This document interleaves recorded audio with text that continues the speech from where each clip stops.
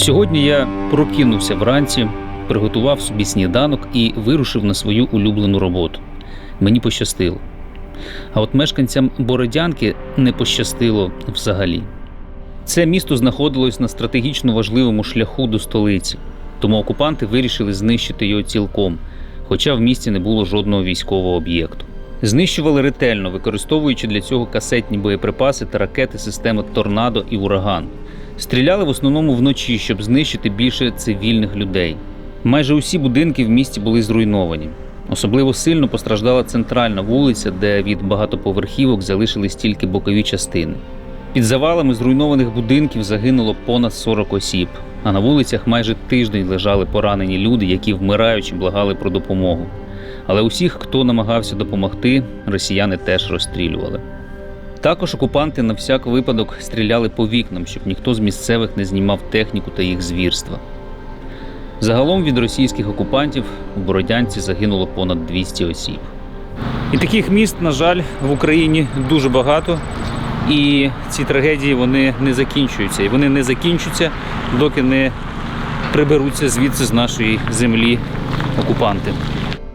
Від початку повномасштабної війни Росія вже випустила по Україні понад 1500 ракет, внаслідок чого загинуло більше ніж 226 дітей, а поранених ще 416. В ООН підтвердили, що загалом з 24 лютого в Україні вже загинуло понад 3,5 тисячі цивільних людей. Окрема трагедія – це Маріуполь, який з самого початку вторгнення знаходиться в облозі російських окупантів.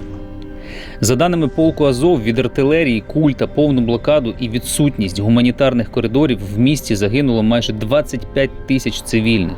Але через інтенсивні бойові дії на Луганщині, Харківщині та Донеччині неможливо достовірно підрахувати кількість жертв. Єдине, що знає кожен українець і кожна цивілізована людина у світі, що ця кількість, на жаль, зростає кожного дня. Головною ціллю агресора був Київ, який він планував захопити за 2 дні. Ворог намагався швидко штурмувати столицю, але затримався на підступах майже на місяць. Що відбувалося протягом цього жахливого часу, як цивільні ділили свої оселі з окупантами та що залишила після себе російська армія, я покажу вам в цьому відео. Я зараз знаходжусь в селі Андріївка, що розташоване між Бородянкою і Макарєвом. Це то місце, де відбувались гарячі бойові дії. Тут йшла колона майже 300 російських танків, БТРів і іншої техніки. Це люди вже місцеві, які тут проживають, вони вже це розповідали. І те, що люди тут пережили, ті, кому не вдалося звідси виїхати, ті, хто вимушений був тут залишитись, ці всі історії, вони просто вражають. Російські окупанти рухалися на південь, намагаючись взяти в коло Київ. І коли наші війська дали гідну відсіч зі сторони Макарєва, вони повернулись в Андріївку, де й облаштували свої позиції, встановлюючи в селі свої правила. Війна почалась в четвер, а в неділю у нас почали перші колони йти.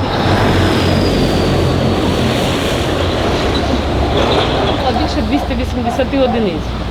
Вони десь години-півтори, напевно, йшли, так? Ні, вони маленькими групами. Вони йшли. Отут все стояло в дворі, отакий слой пилі стояв. Спочатку 300 одиниць, потім 400, а потім ще так по 30, по 50, і ці буки, гради, танки, БТРи, Урали. Техніка йшла дуже великими колонами. Скільки ви років жили в цій хаті? Більше 40 років. А чоловік родився тут. Пооставалися хати, це більш пооставалися ті, там, де вони жили. Окупанти не соромились забирати все з приміщень, всі цінні речі, телевізори, комп'ютери, мобільні телефони. З погрібів вони доставали всю їжу, картоплю, консервацію, тому що вони собі там облаштовували прихисток. І люди розповідали, як це все насправді відбувалося. Вони із хати виносили все. І в погреба пхали. А як же ж вони вас не помітили, чи як? Ні, вони заходили в кожен двір. Як вони сюди стали вже, вони заходили в кожен двір. От машина, вона як поставили її там із снарядами тими, із усім, от вона так і стояла. Ящики з снарядами під воротьми.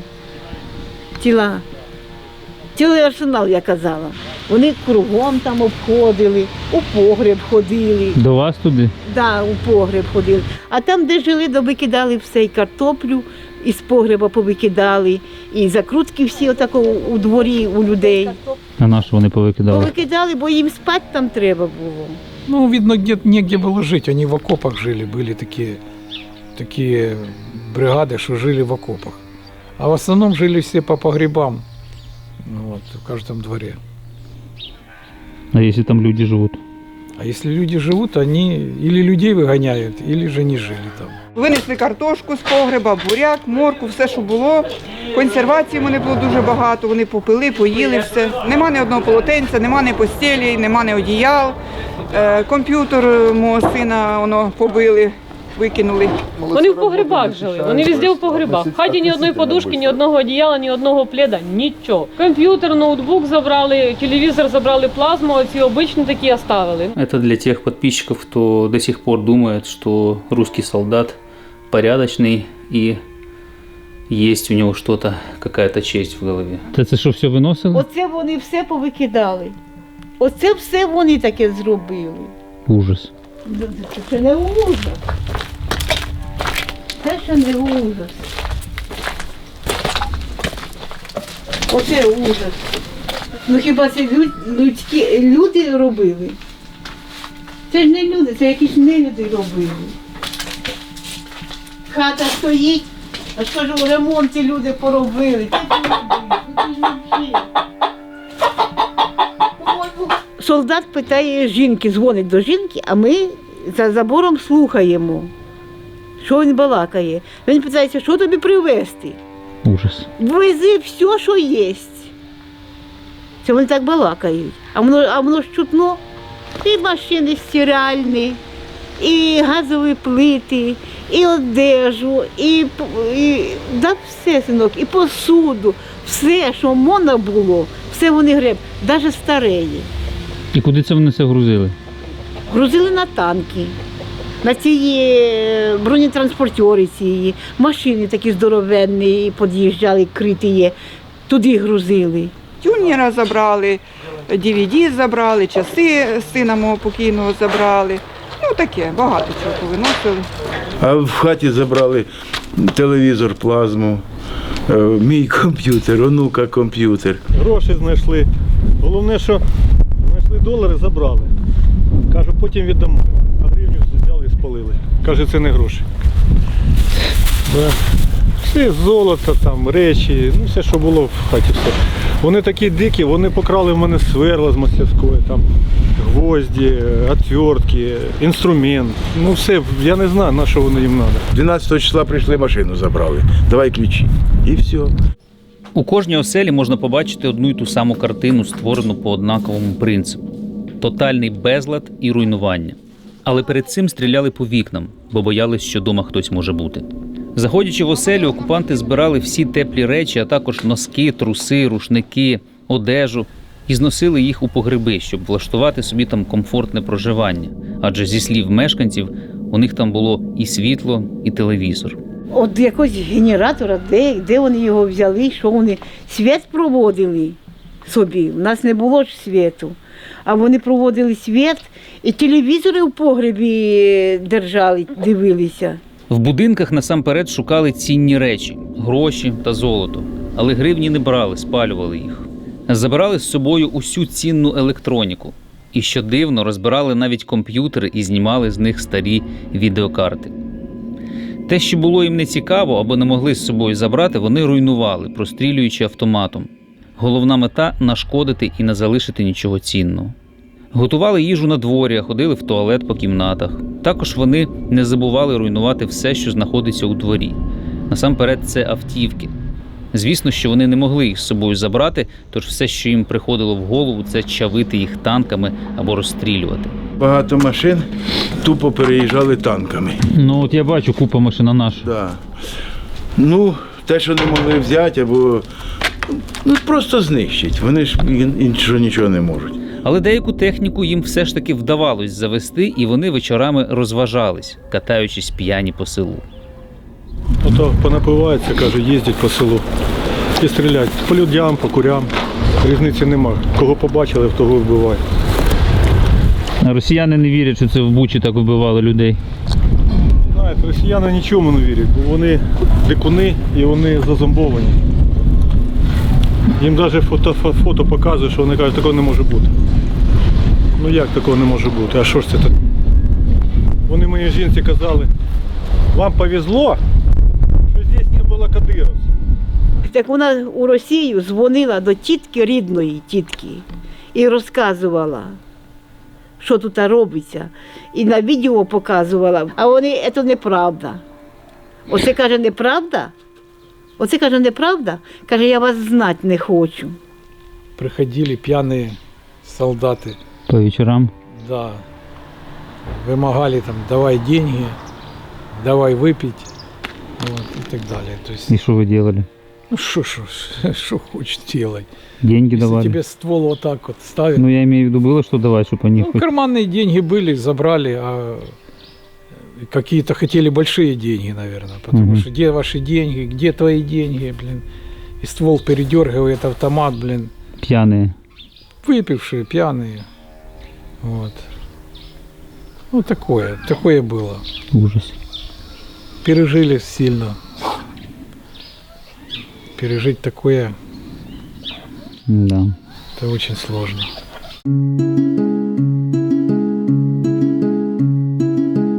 Нет, иди ляг на место, быстро, на место. А собачку прятали? Прятался вместе со мной в погребе. Хороший такой. Через війну люди покидали не тільки свої оселі, але й, на жаль, своїх тварин, які змушені були рятуватись від обстрілів та шукати собі їжу самотужки. Приходять кожен ранок сюди і кожен вечір. Водичку їм приношу, хлібчика поїдять і потім йдуть далі гуляти. Я сьогодні собаку віддав. Вона у мене тут тиждень жила. Така порода гарна, конокорса, може чули. Угу. Чоловік загинув, жінку поранила, вона зараз ще лікується. От, діти живі залишились. Якось наші військові їх з поля витягли, бо вони там ховалися. От. Їхало дві собаки, значить, мопс і цей конокорса. Так, мопса ще не знайшли, а цей, значить, конокорса, Річард, він сюди прийшов. Так же ж, як оці конячки почав приходити їсти до мене. Я його підманив. Ми з ним подружилися. Я подивився свій телефон, подзвонив і узнав, що така у нього судьба. І тільки от він зі мною жив почти тиждень, а сьогодні приїхала рідня цієї жінки. Її забрали, та він такий щасливий був, коли побачив їх, впізнав. Але у нього була дуже така до людей недовіра. Я його 3 дня вишукував. Так, давайте, доїдайте і вже йдіть гуляйте далі. Ну і по-перше, вона це село називали містом. Містом? Вона каже, що ж місто, це ж село. Вона каже, ні, тут же ж асфальт є, там є освітлення, газ є. От. В домах є унітази. А вона каже, ні, та у нас села такі. А потім він каже, я стояв 15 років на черзі, щоб йому в деревні, в дом свет провели. И когда, говорит, я поехал на учение в Беларусь, Угу. то мне, говорит, пришло разрешение. И моя жена, говорит, такая умница. Она, говорит, сама справилась. И теперь у меня в доме, говорит, есть свет. А жена спрашивает, а газ? А он говорит, да какой газ? Говорит, у нас дровами все топится. Понимаете? Це звідки вони приїхали? С Хабаровска. Вони тако удивляються, що ми так живемо. Завидував. У вас що, туалет у домі є? Звісно, є. І дуже шиба кабінами. Угу. А їх там, вони перекривали газ, вони боялися його включати. Чого? Вони газ, їх немає сьогодні. А звідки вони були? Хабаровський фронт. У мене в хаті, да? Отут вони гаділи, тут вони їли. Батя, а в тебе немає DVD-дисків? Кажу, це вже... Прошлий век. Да. А як же ви смотрите фільми? Кажу, як? І кажу, по комп'ютеру, флешки, по інтернету. для них це Дико. дико. Вони вважали, що це місто. Місто Андріївка, це не село. Ага. Тому що в нас асфальт був, і електрика, і газ, ще й унітази в хаті. В них це. А звідки вони? Вони були з усіх усюди. Були і з Дальнього Востока, Хабаровськ, Осетія, оленіводи якісь були, я навіть не знаю. Ну, хто вам винуватий, що ви там тільки квасите, да, ні чорта не робите, і в трущобах живете, і вам хорошо. У їх машини стояли, це танки, і ці хлопці там бігали, а Урали пусті стояли, і вони грузили, загружали так, що я так дивився, прикинув до одного. Думаю, да, наче там рота солдат чи більше в этом. Присіли ресори так. За що вони воюють? За день. За деньги? Що контрактники? Їх немає срочно. Всі контрактники. Ага. Навіть то 18, 19, 20 років, всі контракти. Їм пообіцяли 60 тисяч в місяць. Оця їхала колона, велика колона, і коли їх почали розстрілювати, то машини з цієї колони, ну, останні машини з колони встигли повернути і назад у Липівку. А хто організував цю колону? Хто ж її організував, дали добро? Ні. Жителі отак просто збиралися, думали, якщо чим більше машин буде, то є можливість того, що їх пропустять. Ніхто не буде трогати. Да, і вони там описували машину діти, білі простині нав'язували. Але для російських солдатів це було. Вони просто вбивали. Вони прийшли вбивати українців, вони прийшли знищувати, очищати цю землю від українців для себе, розумієте? Вони зайшли во двор, чоловік там 6-8. Вот. И команда была порезать колеса. То есть в двух машинах по каждом колесе по 5, по 4 ножевых прореза. Какая логика, чтобы вы не уехали? Чтобы не уехали. То есть они нас оставили заложниками. Вони ж порізали зразу колеса в машинах всіх, порізали всіх шини. У меня маленький ребенок, и что хочешь, то делай, хоть плачь. Плачь, не плачь. И мы так терпели где-то неделю, эти обстрелы все, когда уже сгорела у нас крыша, сгорел дом. Вот. Начали шукать какую-то резину, перебортировали в полевых условиях одну машину, я детей отправил, а сам тут остался. По цій дорозі їздили колони. І для того, щоб люди не дивилися і не знімали ці колони, то ви будете бачити, що всі враження в заборах – це з шляху внутрі. Але ж там за заборами люди були. У мене така ж ситуація. Всі забори простреляні з вулиці. Бачили таке, що людина не встигла сховатися до себе за свій паркан. Їде колона, вони просто стріляли по цим людям і вбивали. І поки ще було холодно, то ці люди просто лежали отут, з однієї, з другої сторони. Вони їхали прямою наводкою на Київ, Да. розумієте? А там у нас коло Макарова їх зупинили. Вертольотом почали там бомбити їх. І вже як почали їх бомбити, тоді вони розсипною хто куди почали. Хто назад, ну вже вони як їхали назад, то вони вже стріляли. Де таки хтось оце, я у дворі була, я мелькнула, вони стрельнули, оце вікно розбилося, і залетіла пуля, і застряла там коло картини в стані. А тоді вони вже почали вертатися хто куди, і почали окупуватися в нас у дворах. Що вони вам казали, коли заходили? А що вони казали? Вони з автоматами заходили, ми нічого, ми отако стояли і все, що ми можемо сказати про це? Вони що хотіли робили? От у мене тут Урали стояли, танки стояли отам, оце кругом. Я просила, кажу, не ставляйте сюди танки, тут же ж ви будете. А він каже, вас будуть стріляти і нас будуть стріляти. Чи нас будуть і вас будуть стріляти. Вони типу ховалися, щоб... Між людьми поховалися, за нашими спинами поховалися, а в колгоспі там стояли гради. Гради летіли туди, а отсюди летіли на нас, ну наші, я так розумію. А може то вони, я ж не знаю, летіли по наших хатах. Це вже вони, солдати, возле мене жило 2. Поряд нас було 2,5, а вернулося 80. Представ. 2,5 тисячі? Да. А вернулося 80. Це вам хто так сказав? Солдати самі. Там, говорить, м'ясо впало. Ну, говорять, що всі, оце, що від нас виїжджали, їх возле Іванкова всіх і вложили. Ну вони самі говорять, для нас саме страшно, оце переїзд.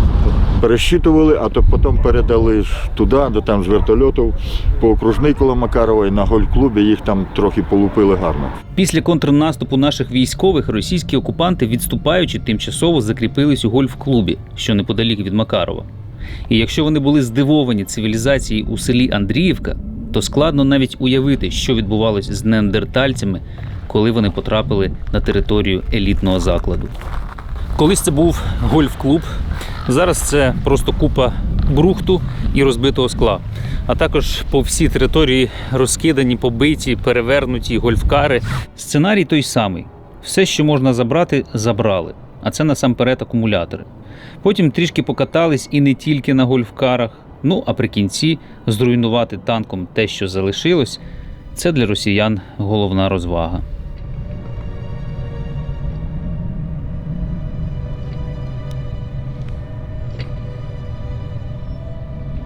Кажу, одному, йому 34 роки було, як він фиртку хотів в цеє, вже стукав сильно в фиртку.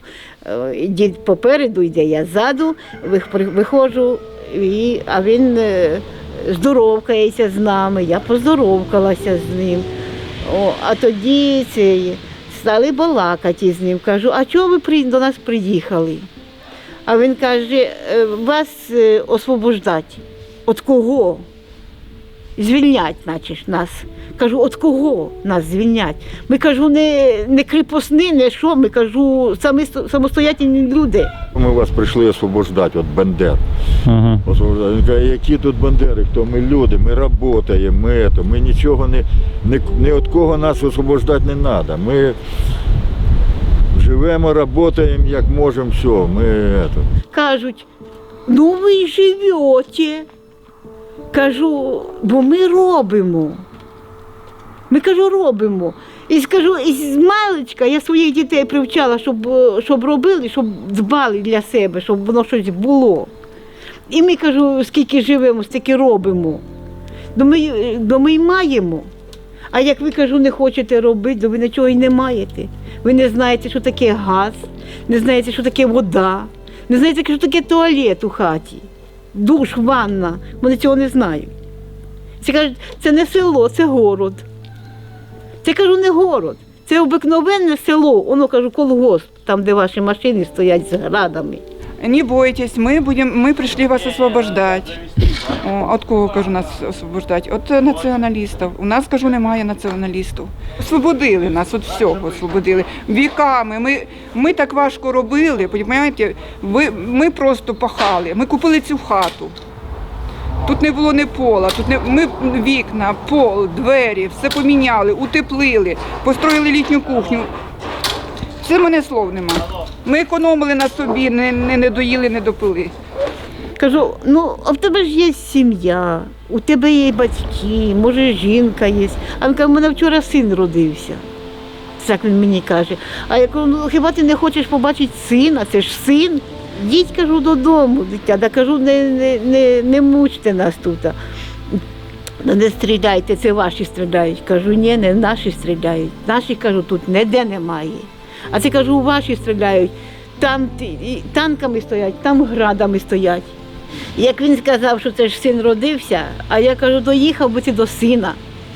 І сина побачив би, і жінку побачив би. А дід мій каже, а він не доїде до сина.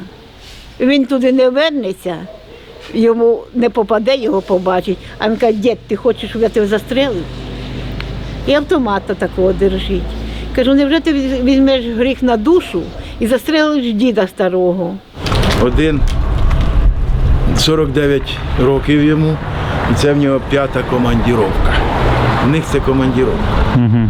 А що ми Крим без вистріла взяли і так далі. То це він ще і Крим брав? Ага. Ну, 5-та командіровка. І Чечня в нього було все.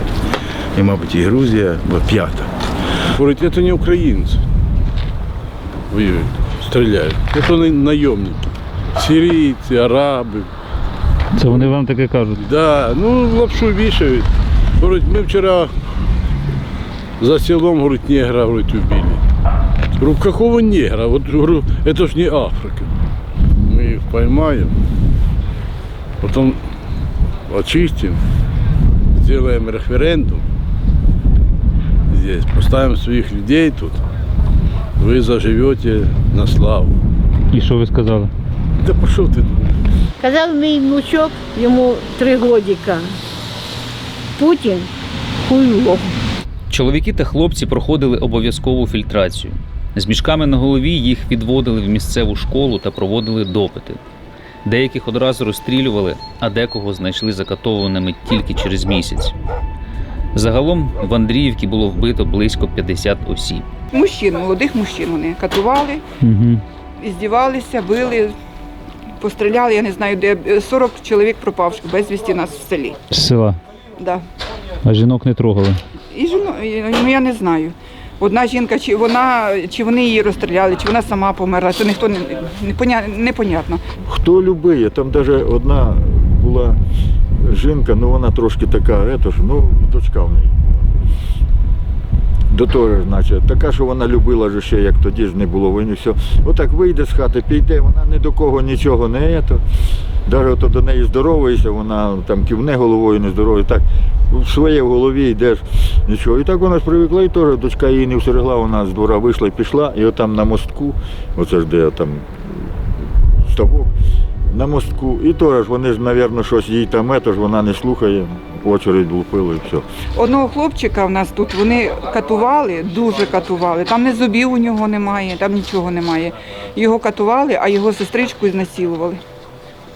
А за те, що в його в телефоні знайшли, як він фотографував колони ці, які йшли. А через хату там теж хлопець 32 роки, теж його закатували, убили, ще й прив'язали до нього замінували, до трупа. Хтось десь знімав щось, Угу. так. Хтось щось сказав не так. І зразу розстріл. Розстріл.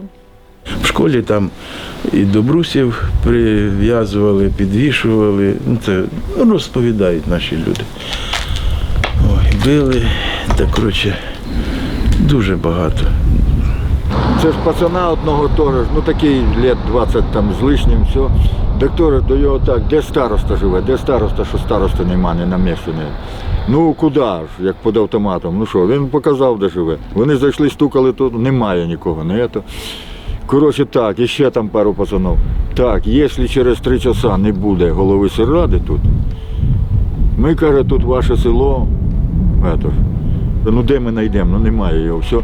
Так вони його прикладами товкли, голову, це ж лице розбили, що познати не можна, не ето. І де вони його діли? Ну на стадіоні, люди бачили, як вони там його, і ще там пару хлопців теж таких молодих, що, ну де, откуда ми знаємо. І теж там місиво зробили, що їх опознати не можна практично. Там воно парня, але він кацап, той парень. Сам із Забайкалля його звати було. Ну і щось, видно, сказав. Але той щось передавав комусь. Що це не І що? Закатували? А? Вбили? Вбили, звісно. Ну, кацап кацапа вбив, да Бог з ним. Так, ти не кацап?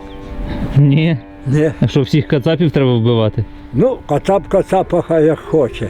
Я Мене зрозумів. часто питають, чеченці були, а я кажу, а хер розбере, чи воно чеченець, чи воно кацап. Ну і кончені ті були. Їх небагато, але були, буряти.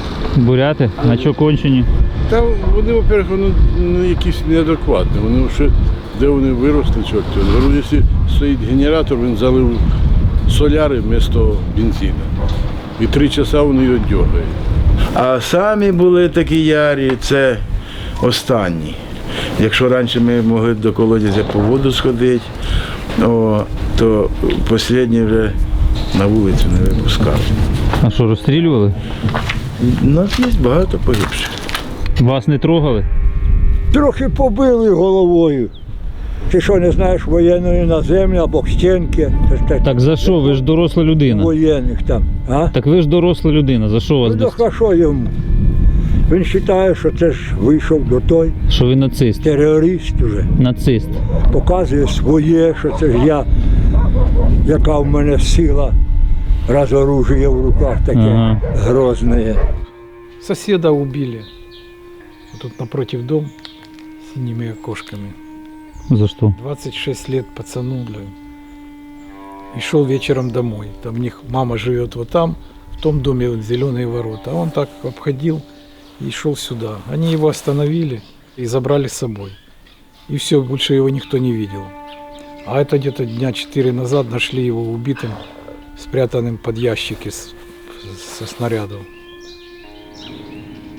Вот. Тоже ехала гражданский бусик там на въезде с правой стороны, если видели, горевший. Да, да. Вот. Тут 2 человека гражданских ехало, остановили, не знаю, какие у них там разборки были, короче, связали руки, вот, и расстреляли там же.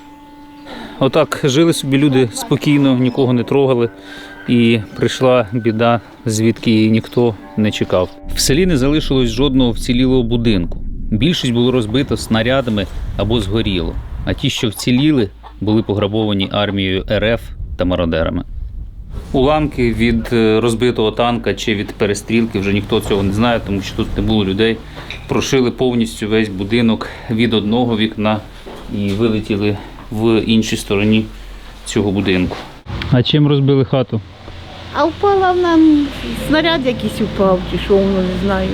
Прямо всередину такого впало і горіть стало. Снаряд попал прямо в крышу. Второго етажа нет. Да и первого тоже. У нас дерев'яне перекриття, і перший, і другий. І все туди аж до самого низу дійшло. Да. Ви тут один залишились? Ні, якраз тоді була і внучка, і діти були. Який Ми ужас. всі в підвалі сиділи, а воно як гухнуло. І нам давай, ми вже вибігаю, дивлюсь, плам'я вже на криші. От. Я з огнетушителем, куди там вже все так. Вони тут поставали в дворах танки, гаубиці, передвіжні САУ. От. І стріляли, а вони по них стріляли. Що ви маєте робити тепер з цим всім ділом? Не знаємо. Кажуть, що буде допомога, ну не знаємо. А де ви зараз живете? Ото там в тій кухоньки? Ото там, так. У нас нічого нема, ні газу, ні світла, ні води, ні інформації ніякої. Оце так ось лягаю, укриваюсь і сплю, топити нема чим. Таке пережить, то хай Господь милий, хай ніхто не бачить такого і не чує, не тільки що. Ви тут одна була? Одна, діти поїхали десь, люди брали, то вони теж з людьми десь поїхали. Угу. А я всю війну пересиділа сама у хаті, так у куточку сіла на кроваті, та вже думаю, що вже Бог дасть, те буде. Пішла в льох, влізла, а назад не вилізу. Ковзалась, встать не встану. На силу рачки вилізла, а тоді вже сіла в хаті, та й сиділа вже, що Бог дасть. Надеемся только на кого-то надеемся, на спонсоров, на государство. Ну да, самому Потому это что мне все. 67 лет, я уже, так сказать, в таком возрасте я не потяну это. Бо я не знаю, звідки ці хлопці, де вони взялися. Це сьогодні приїхали. Да? Ну, у мене шиферу немає, то я кажу, беріть хлопці отсюда, щоб мені там спасти хоча б. Хлопці, а це ви що десь приїхали з Києва чи звідки? З Київської області. З Борової. Під Фасту. Просто на волонтерських якихось там основах приїхали допомагати. Як? Релігійна громада. Релігійна громада? Церква. Ага. Одна з баптистських церков Київщини. Другого вже наші зайшли. Ну, спочатку військові допомагали, усім допомагали.